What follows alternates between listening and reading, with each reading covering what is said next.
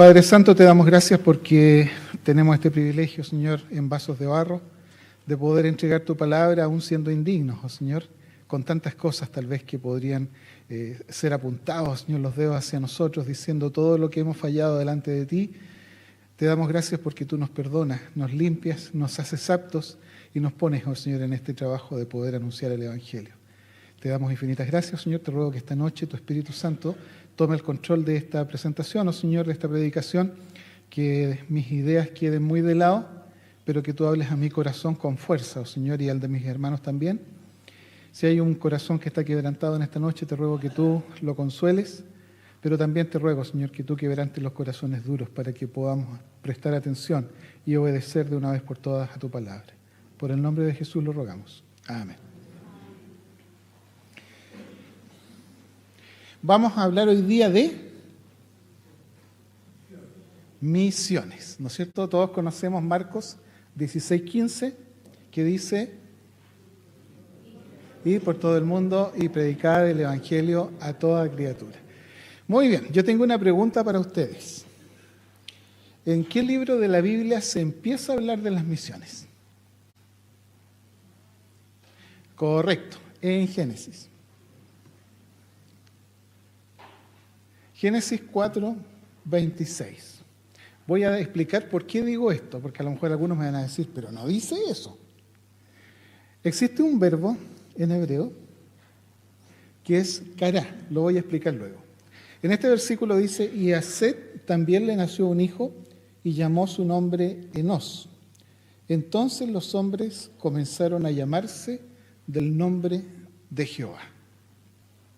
Hay una serie de detalles ahí respecto al nombre Enos, que en algunas traducciones tiene una connotación como de delicado, en algunas versiones.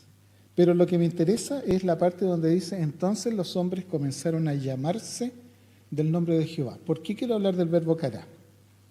El verbo kará,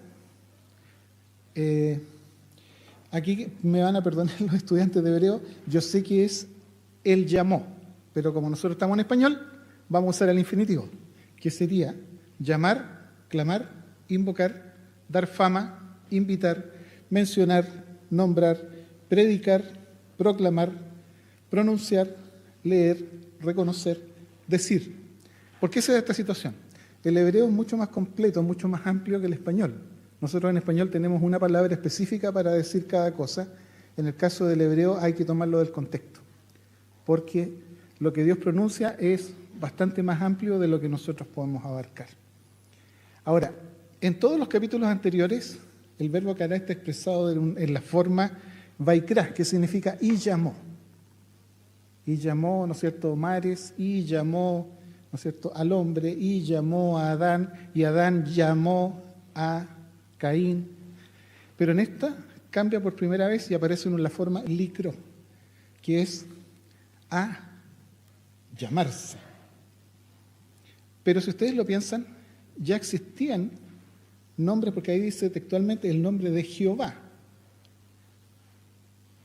Y ya existe, por ejemplo, Abel. ¿Se acuerdan que todos los nombres terminados en él se refieren a Dios? Y hay varios otros nombres más que se refieren a Dios. Por lo tanto, dentro del contexto queda un poco raro esto de que comenzaron a llamarse. Algunas traducciones lo cambian por, ¿alguien tiene otra traducción distinta? Invocar el nombre de Jehová.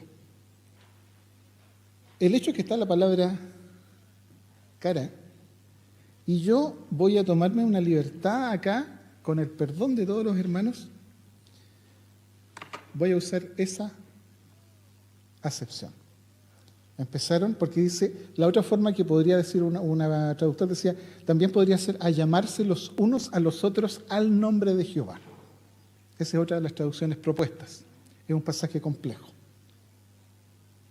Porque de ahí en adelante el verbo kará ya no se refiere a poner nombre. Porque de hecho no significa poner nombre. Significa declarar, significa, ¿no es cierto?, dar a conocer. Significa clamar. En casi toda la Biblia se refiere a clamar. Entonces yo tengo un hijo, le pongo Abel, y no es que lo llamé Abel, yo declaro que su nombre es Abel. De hecho, en algunas partes dice, y llamó su nombre. De ahí en adelante este verbo empieza a tomar la forma de clamar.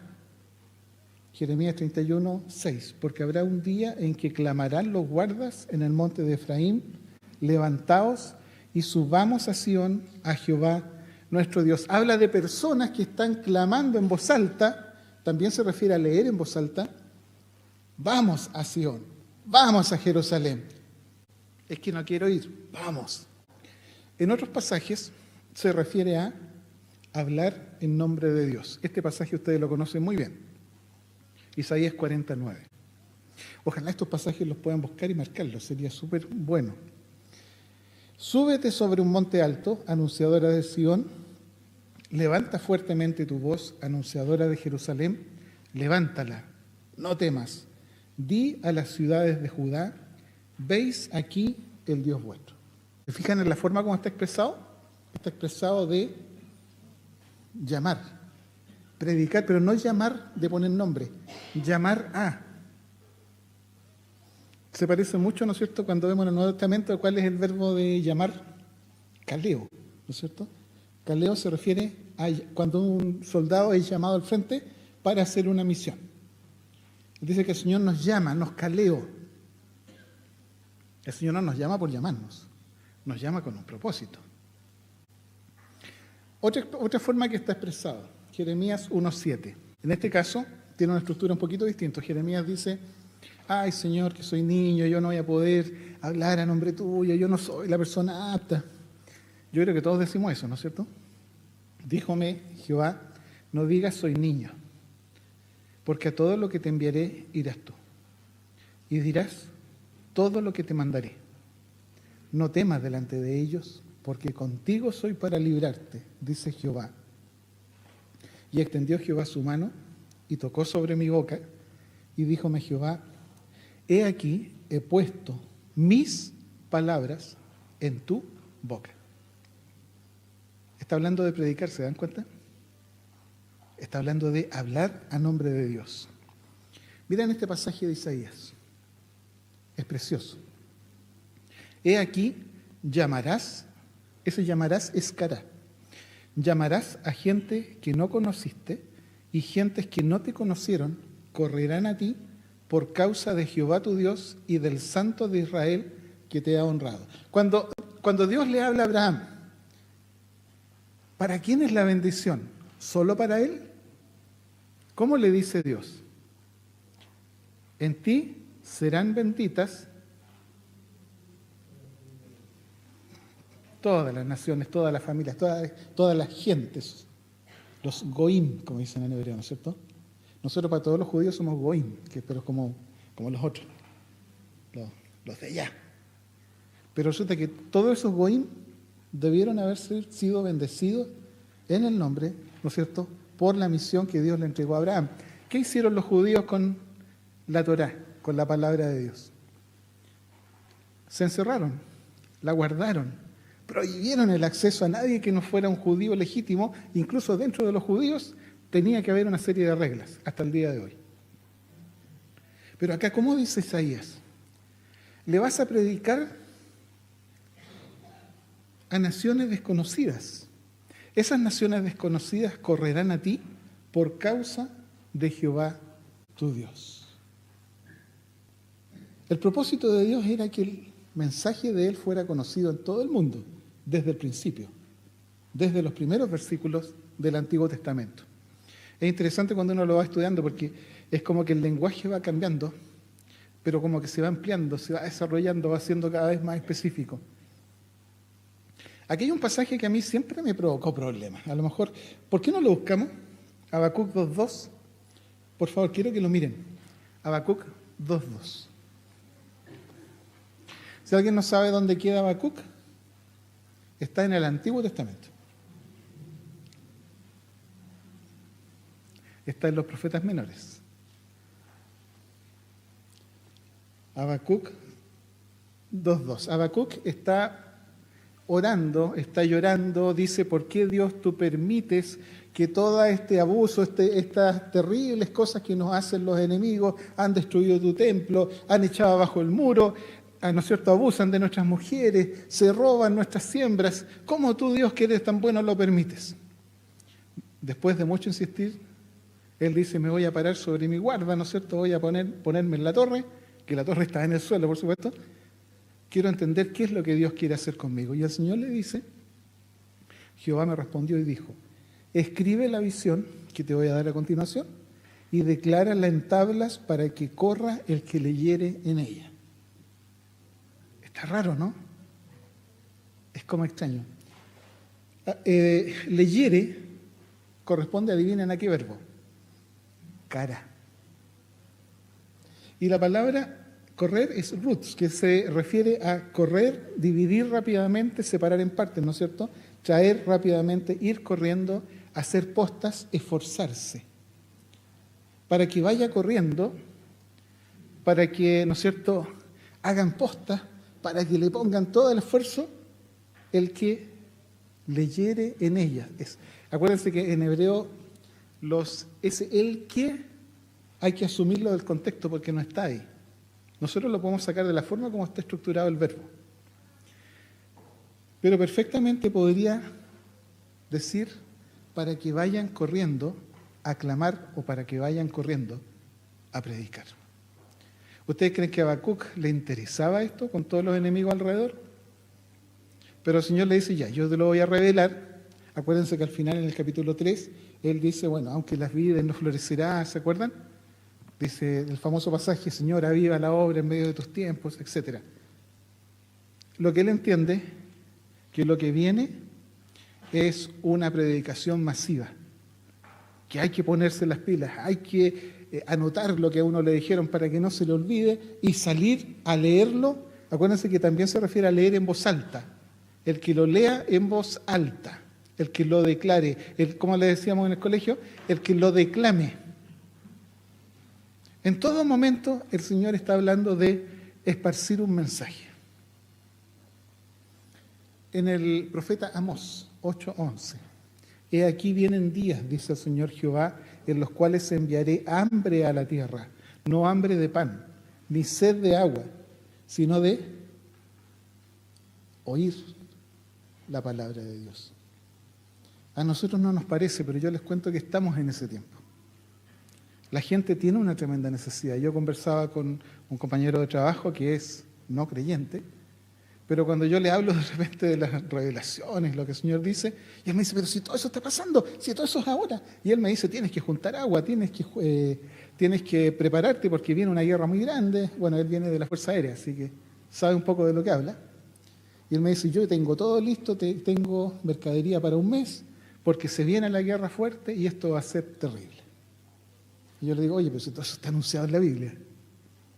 Yo le digo, esto para mí es como leer las noticias de mañana cuando leo la Biblia. Vamos a pasar al Nuevo Testamento. Hay una declaración que es muy interesante. Ustedes la han leído probablemente cientos de veces. Mateo 5:14. Vosotros sois la luz del mundo. Una ciudad asentada sobre un monte no se puede esconder, ni se enciende una lámpara y se pone debajo de un almud, más sobre el candelero, y alumbra a todos los que están en casa. Así alumbre vuestra luz delante de los hombres, para que vean vuestras obras buenas y glorifiquen a vuestro Padre que está en los cielos. En este pasaje, para el ser se usan dos palabras, eimi y meno. Meno es permanecer, habitar. Por ejemplo, permanecer en mí y yo en vosotros, ¿se acuerdan? Pero cuando está hablando de la luz del mundo usa las dos palabras, pero en este caso está usando la primera, eimi. Eimi, ¿qué significa? Ser en esencia, lo que uno es y que no puede evitar dejar de ser. Ustedes son en esencia y no pueden evitar serlo porque eso es lo que son, la luz del mundo. Yo he escuchado de repente mensajes donde nos dice, ¿deberíamos ser la luz del mundo? La pregunta es, ¿podemos dejar de ser la luz del mundo? ¿Por qué el Señor habla de meter la luz dentro de un cajón? ¿Qué es lo que hacemos nosotros con nuestra vida? metemos esa esencia de lo que el Señor puso en nosotros dentro de un cajón, y aunque sea una ciudad, ¿no es cierto?, en la montaña, no hay cómo ocultarla, los demás no hay cómo no vean esa luz, ¿no es cierto?, que está ahí, que molesta. Cuando uno viaja en bus, ¿no es cierto?, en la noche, y alguien enciende la luz, ¡uf! ¡Qué cosa, ¿no es cierto?, más terrible! Me gustó un ejemplo que me pusieron una vez. Me dijeron, mira, supongamos que esta sala completa se pudiera oscurecer totalmente, de modo que esté llena de tinieblas. Y tú enciendes una pequeña velita de cumpleaños, pequeñita, como las luces que habían en el tiempo de Jesús. Cuando Jesús habla de luz no se refiere a un tremendo foco, se refiere a una lamparita pequeña de aceite. Toda esa cantidad de tinieblas, dice, las tinieblas no la comprendieron. ¿Se acuerdan de ese versículo? En realidad debería ser comprendieron, no fueron capaces de apagarla, no fueron capaces de abortarla. Aunque sea una luz pequeñita, dentro de toda la oscuridad, esa luz se ve. Así es tu vida delante del mundo. Por eso Jesús dice, te van a odiar, porque no puedes dejar de ser la luz del mundo. Esa es nuestra condición, de acuerdo a lo que el Señor dice. Y ahora vamos a ir a los pasajes más conocidos, ¿no es cierto? Que esto probablemente ustedes ya estaban esperando que yo dijera esto. Entonces, ¿con qué evangelio vamos a partir? ¿La Gran Comisión? Correcto, Mateo. Mateo 28, 18. Y llegando Jesús les habló diciendo, toda potestad me es dada en el cielo y en la tierra. Por tanto, id y doctrinad. Esa palabra es, ¿no es cierto?, mateusate, de matetes. Matetes es discípulo. Significa, enséñale. Como dicen por ahí los más modernos, discipúlalo. Vive con él. Anda enseñándole paso a paso. Doctrinad a todos los gentiles, bautizándolos en el nombre del Padre y del Hijo y del Espíritu Santo. Enseñándoles, ahí dice didascontes, habla de didáctica, de enseñar como un profesor enseña, enseñándoles que guarden todas las cosas que os he mandado, y aquí yo estoy con vosotros todos los días hasta el fin del mundo. ¿Cuál es la misión entonces en este pasaje? Dice, doctrinar y enseñar. O sea, dar ejemplo con la vida, porque eres la luz del mundo. Entonces, ahora sí, vamos con el siguiente, Marcos. Los que dijeron Marcos antes, bueno, ahora sí. Marcos 16:15.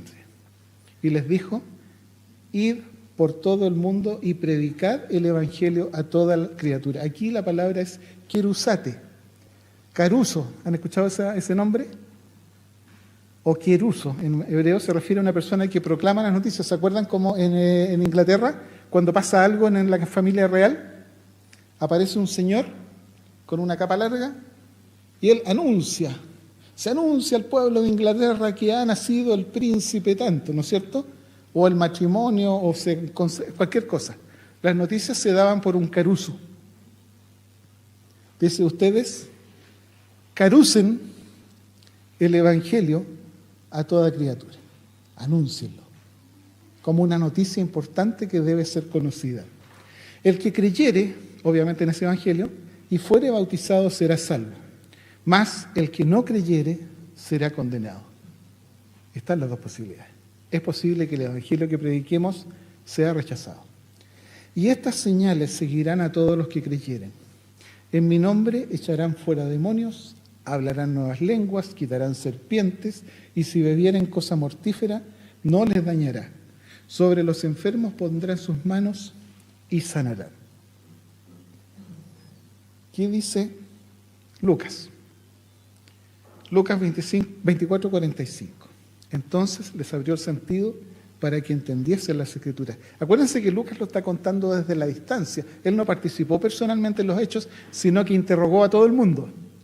Le preguntó a todos cómo habían sido las cosas y él trató de ponerlas en orden y las escribió. ¿Cómo lo cuenta él? Él les abrió el sentido para que entendiesen las Escrituras y les dijo, así está escrito y así fue necesario que el Cristo padeciese y resucitase de los muertos al tercer día. Está hablando con los discípulos de Maús. y que se predicase querugtenai, la acción de ser un caruso, de ser un anunciador, que se predicase en su nombre el arrepentimiento, repito, que se predique el arrepentimiento vital, no puedes seguir en lo mismo, arrepiéntete, y la remisión de pecados en todas las naciones. Remisión de pecados, comprar de vuelta, lo que se había perdido, lo vuelvo a comprar y vuelve a ser mío. Eso es lo que Dios hizo conmigo. Comenzando de Jerusalén, y vosotros sois testigos de estas cosas. Vamos a Juan 20:21. Entonces les dijo Jesús otra vez, paz a vosotros. Como me envió el Padre, así también yo os envío.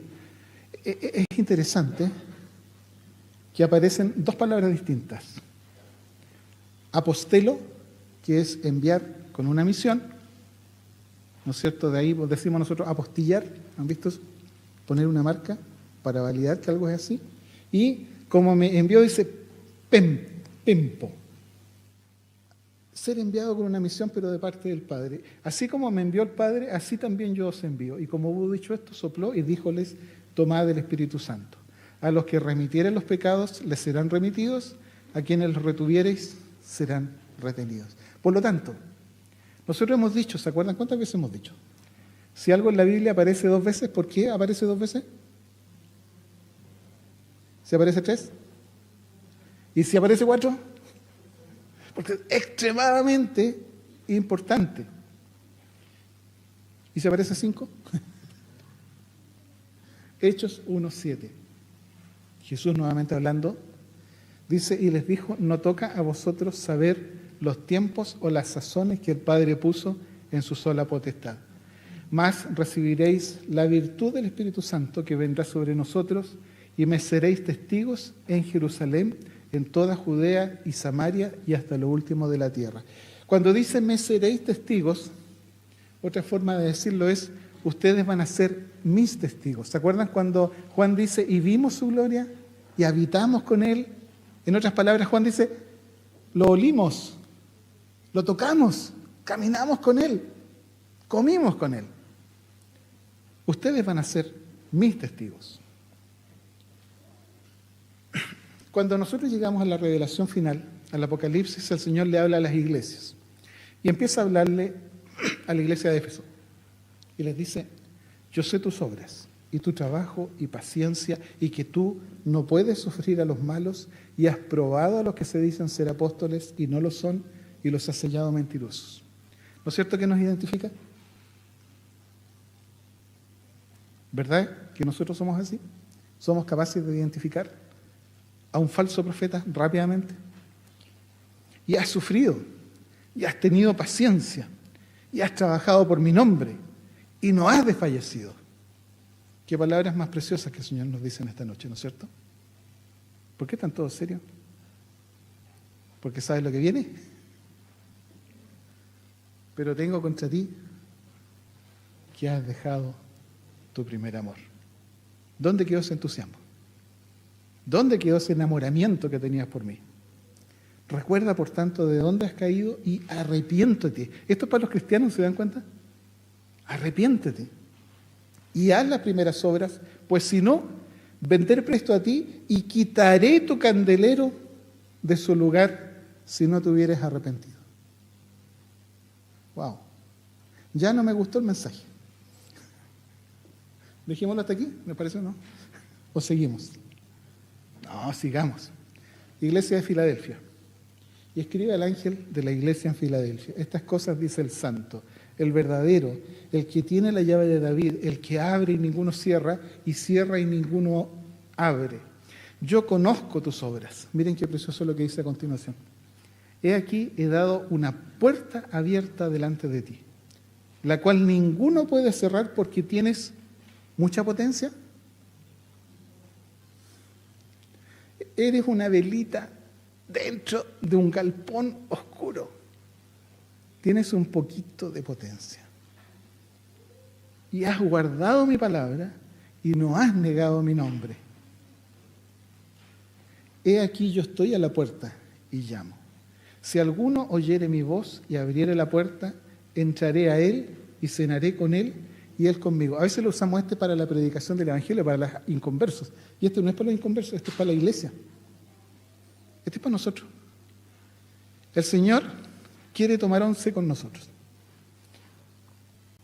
Si oyes su voz, Él quiere entrar, ¿no es cierto?, cenar contigo y tú con Él. Y luego dice, al que venciere yo le daré que se siente conmigo en mi trono, así como yo he vencido y me he sentado con mi Padre en su trono. Está hablando de tiempos difíciles que vienen. El que tiene oído, oiga lo que el Espíritu dice a las iglesias. ¿Qué creen ustedes que significa esa última frase? ¿Por qué está escrito ahí? ¿Tiene oído? ¿Es importante lo que el Señor está diciendo? Voy a irme a Amós 6:12. Sería súper interesante que ustedes lo pudieran ver. Amós 6:12. Prepárense porque este pasaje es muy duro. Así que tomen asiento, afírmense, porque el Señor nos va a retar esta noche. ¿Correrán los caballos por las peñas? ¿Ararán en ellas con bueyes? Está hablando de cosas absurdas. Hay cosas muy absurdas, dice el Señor. ¿Por qué habéis convertido vosotros el juicio en veneno y el fruto de justicia en ajenjo? ¿De qué está hablando? Mire lo que dice. Vosotros que os alegráis por nada, que decís, ¿no hemos adquirido poder con nuestra propia fuerza? Digámoslo en nuestro lenguaje. Ustedes que se dedican a pasarlo bien, ustedes que se dedican a disfrutar la vida, y dicen, no hemos adquirido poder con nuestra propia fuerza, en palabras actuales. Lo que tengo, me lo he ganado. ¿Han escuchado esa frase? La decimos nosotros, ¿no? Yo la he dicho. Lo que tengo, me lo merezco. ¿Y qué dice el Señor? Duermen en camas de marfil, se extienden sobre sus lechos, comen los corderos del rebaño y los becerros de en medio del engordadero. Gorjean al son de la flauta, inventan instrumentos de música como David, beben vino en tazones y se ungen con los ungüentos más preciosos. En otras palabras, se dedican a gastar todo lo que yo los he bendecido. Y no se afligen por el quebrantamiento de José. Les da lo mismo las almas perdidas. ¿Qué es lo que le molestó a Dios?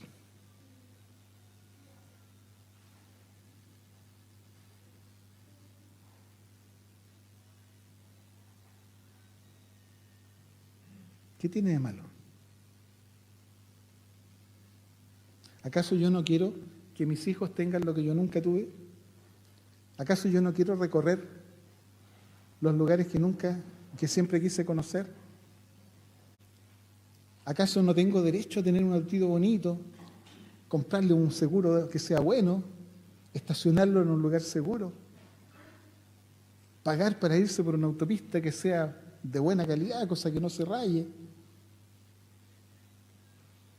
A mí me gusta poner el siguiente ejemplo, perdón hermanos si ofendo a algunos, no es mi intención, solo quiero marcar un punto. Oye, fuimos al mall. Ah, sí, fuimos todos. Queríamos ver una película en 3D, porque no nos alcanzaba a lo mejor para el 4D. Así que almorzamos todos, comida peruana, nos compramos unas poleras bien bonitas que habían, me aproveché de renovar unas zapatillas y después, ¿no es cierto?, nos vinimos. ¿Y cuánto fue tu ofrenda? Unas moneditas que tenía yo por ahí. No quiero mencionar cuánto sale toda esa aventura que acabo de mencionar. En otra iglesia, no esta, por favor, me acuerdo, teníamos un trabajo en mis vidas pasadas, íbamos a hacer un trabajo en Bolivia. Así que los hermanos, como no teníamos plata, empezaron a dar cosas de ellos. Objetos, artículos, instrumentos, lo que fuera, lo entregaron al equipo misionero y nosotros lo vendíamos y con eso íbamos juntando plata. Y un hermano estaba contando, decía, nos conseguimos una oferta, $500 por persona con todo pagado en el Caribe. Así que fuimos toda la familia. Bueno, eso fue, cuando hicimos este trabajo le dijimos, hermano, ¿usted podría aportar unos 150.000 pesos para el trabajo misionero? No, pues hermano, mucha plata.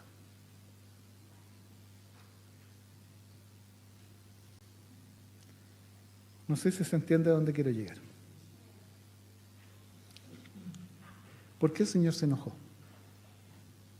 Porque Él bendijo al pueblo. Les dio, ¿no es cierto?, tranquilidad, reposar de todos sus enemigos. ¿Y ellos qué hicieron? Es mi oportunidad de pasarlo bien. Mateo 12:19, no sacáis tesoros en la tierra, donde la polilla y el orín corrompen, y donde ladrones minan y hurtan, sino haceos tesoros en el cielo, donde ni la polilla ni el orín corrompen, y donde ladrones no minan ni hurtan. Porque donde esté vuestro tesoro, ahí estará vuestro corazón. ¿Dónde está mi corazón en este momento?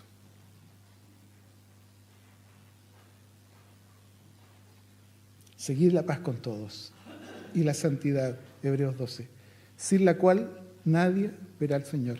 Yo me acuerdo acá, estuvo después de un congreso un joven de Ghana, se llamaba Lord, y hizo una predicación en otra iglesia, y yo tuve que traducirle, y él hablaba un inglés africano, que era bastante complicado, pero lo que él se le entendió perfectamente, toda la predicación que dijo, sin santidad nadie verá a Dios. Y lo repetía, y lo repetía, y lo repetía. Me acuerdo en la cara de los hermanos, sin santidad nadie verá al Señor. Yo nunca lo había visto desde ese punto de vista. Y lo repito ahora, sin santidad nadie verá al Señor. Mirando bien que ninguno se aparte de la gracia de Dios, no sea que brotando alguna raíz de amargura os perturbe y por ella muchos sean contaminados. Que ninguno sea fornicario o profano como Esaú, que por un bocado vendió su primogenitura. Porque ya sabéis que aún después, deseando heredar la bendición, fue rechazado y no halló lugar de arrepentimiento, aunque la procuró con lágrimas. Jesús manda a 70 discípulos a predicar por todo Israel. Fue como el primer ensayo, ¿no es cierto? Como digamos ¿cómo le llaman acá? El interno. No me acuerdo el nombre que se usa, pero cuando alguien lo ponen, ¿no es cierto? Todavía no ha terminado sus estudios, pero lo ponen a trabajar unas semanitas ahí en una empresa. Eso fue lo que Jesús hizo. Y cuando ellos vuelven contando, ellos dicen, él le dice, yo veía a Satanás como un rayo que caía del cielo. He aquí os doy potestad de hollar sobre las serpientes y sobre los escorpiones y sobre toda fuerza del enemigo, y nada os dañará. Mas no os gocéis de esto, que los espíritus se os sujetan. Antes, gozaos de que vuestros nombres están escritos en los cielos. Si nosotros vamos a las noticias, este estudio yo lo redacté el año 2010. Y el año 2010 aparecían estas noticias. La persecución de los cristianos en Estados Unidos. Dice, te opones al aborto, el Departamento de Homeland Security te va a reportar como terrorista. Los capellanes de la policía se les pide que dejen de invocar o orar a Jesús en Carolina del Norte. ¿Alguien sabe, no es cierto, por qué Carolina del Norte es importante? Está la cuna del presbiterianismo. Ahí partió el evangelio. Ateo molesto y amenaza con una demanda porque le pusieron una cruz en un espacio pequeñito de una propiedad en un pequeño pueblo de Indiana. Ley antidiscriminación comienza a operar en Chile. Estamos en el año 2010. En esa época, carabineros golpea y detiene a cristianos por predicar el evangelio. Pasó en la Plaza de Armas. Fue un tremendo escándalo, si ustedes lo recuerdan. Pero eso fue el 2010. Estoy haciendo un recorrido. Noticias. Las escuelas primarias de Utah, que se supone que es un estado mormón, dice, prohíben la Biblia por vulgaridad y por violencia. La policía canadiense detiene a un joven por regalar Biblias en la calle. Prohibido predicar a San Pablo en las calles inglesas, presos por citar Romanos 1 y 1 Corintios 6. Eso está pasando. Predicador callejero norteamericano arrestado en Londres dice que hablar la verdad ahora es un crimen de odio. Los Angeles Times. La oración en las reuniones del gobierno viola la primera enmienda. Predicador acusado de discurso de odio en unas lecturas drag va a pasar la Pascua encerrado en la cárcel. Pastor evangélico es detenido en Chiapas. Amenazan con quemarlo vivo por predicar la palabra de Dios. Esto es México. Estamos un poco más cerca. Y bueno, vamos más cerca, Concepción. Normativas de contaminación acústica. ¿Es legal usar parlantes en la calle? Esto partió por los hermanos que predicaban en el centro. Tenemos una puerta abierta.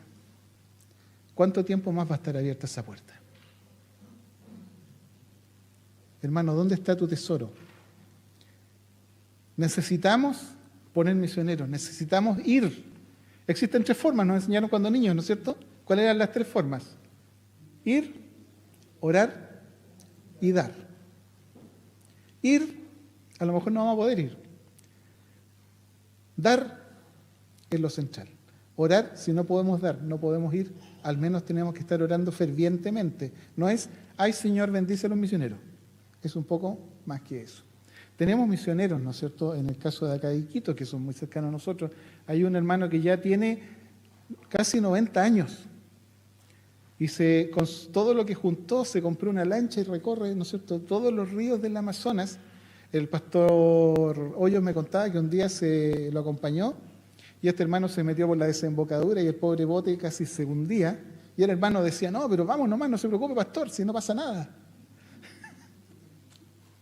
Y ese hermano sigue predicando el evangelio y él se lamenta que nadie quiere ir a ayudarlo. Mi papá regaló una propiedad. Eso no la regaló, digamos, la pasó a la iglesia en el lugar, la casa de él. Y la idea es que se predicara el evangelio, pero los hermanos de la iglesia que se hizo cargo, que nos hicieron firmar un contrato pero draconiano, así, pero horrible, decían, no, es que no se puede hacer trabajo ahí porque los niños no llegan solos y hay que ir a buscarlos a sus casas. Así que se cerró el local. Imagínense. Y tienen pastor ahí, decía, ¿por qué no el pastor no dirige? Mi papá estaba totalmente inválido en esas alturas. Cuando nosotros empezamos con este tema de las transmisiones, lo primero que me pidieron era que fuera algo por Zoom para nuestra iglesia, cerrado, y ojalá que pudiéramos controlar quién entraba. Obviamente hice mi peor rabieta. La única razón de ser iglesia es predicar el evangelio. Voy a contar algo que pasó hace años atrás. Yo me mandaron a predicar a una iglesia, voy a decir de la zona central, y yo había estado hacía más de 20 años en esa iglesia. La gente que estaba en el culto era la misma que yo había visto hacía 20 años. Estoy terminando mi predicación justamente del libro de Habacuc y entraron, como es una población, entraron 2 personas nuevas que se habían perdido y no sabían qué más hacer y entraron al culto y se sentaron atrás. Obviamente tuve que rápidamente cambiar para poder hablar de evangelio. Eso no es lo más impactante. Lo más impactante es que de todos los hermanos que estaban ahí, ninguno sabía qué hacer con una persona inconversa. ¿Cuándo perdimos la visión? ¿Cuándo perdimos el primer amor? ¿Cuándo perdimos el objeto de ser cristianos?